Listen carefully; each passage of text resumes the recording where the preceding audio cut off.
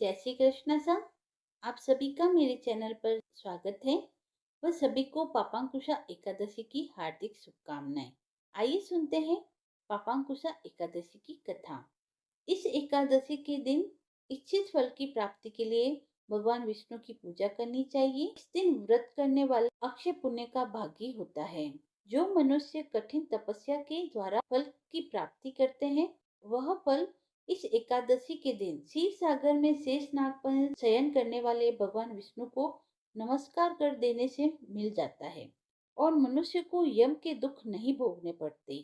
जो विष्णु भक्त शिव जी की निंदा करते हैं तथा जो शिव भक्त विष्णु भगवान निंदा करते हैं, उन्हें नरक में जाना पड़ता है। 1000 अश्वमेध और 100 राशियों यज्ञ का फल इस एकादशी फल के 16वें भाग के बराबर भी नहीं होता।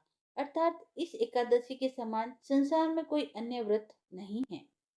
आइए सुनते हैं पापांकुशा एकादशी की कथा।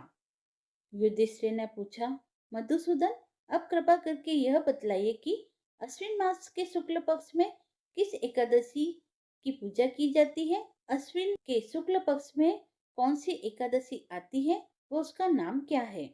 भगवान श्री कृष्ण बोले, राजन, अश्विन के शुक्ल पक्ष में जो एकादशी आती है, वह पापांकुशा के नाम से विख्यात है। वह सब पापों को हरने वाली तथा उत्तम है।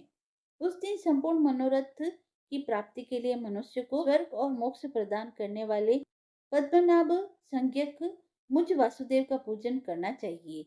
जितेंद्र मुनि चिरकाल तक कठोर तपस्या करके जिस फल को प्राप्त करता है, वह उस दिन भगवान गरुड़ ध्वज को प्रणाम करने से ही मिल जाता है। पृथ्वी पर जितने तीर्थ और पवित्र देवालय हैं, सबके सेवन का फल भगवान विष्णु के नाम कीर्तन मात्र से मनुष्य प्राप्त कर लेता है। जो सारंग धनुष धारण करने वाले सर्वव्यापक भगवान जनार्दन की शरण में जाते हैं, उन्हें कभी यमलोक की यातनाएं नहीं भोगनी पड़ती। यदि अन्य कार्य के प्रसंग से भी मनुष्य एकमात्र एकादशी को उपवास कर ले, तो उसे कभी यम यातना नहीं प्राप्त होती। जो मनुष्य विष्णु भक्त होकर भगवान शिव की निंदा करता है, वह भगवान विष्णु के लोक में स्थान नहीं पाता। उसे निश्चय ही नरक में गिरना पड़ता है। इसी प्रकार यदि कोई शैव या पाशुपात होकर भगवान विष्णु की निंदा करता है, तो वह घोर रौरव नरक में डालकर तब तक पकाया जाता है जब तक कि 14 इंद्रों की आयु पूरी नहीं हो जाती। यह एकादशी स्वर्ग और मोक्ष प्रदान करने वाली है, शरीर को निरोगी बनाने वाली तथा सुंदर स्त्री, धन एवं मित्र देने वाली है। राजन, एकादशी को दिन में उपवास और रात्रि में जागरण करने से अनायास ही विष्णु धाम की प्राप्ति हो जाती है।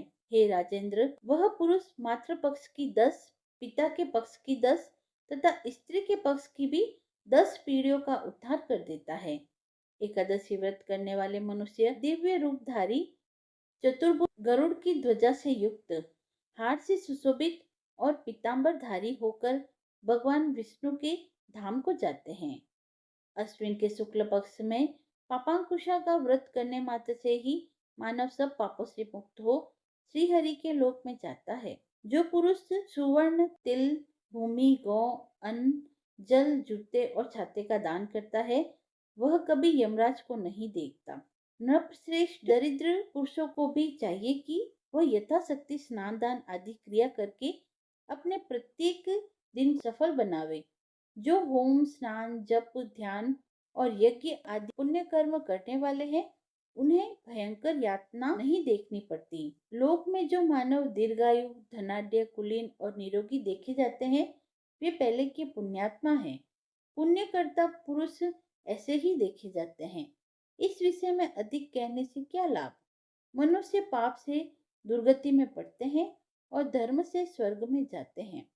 राजन, तुमने मुझसे जो कुछ पूछा था, उसके अनुसार पापांकुशा का महात्म्य मैंने वर्णन किया है।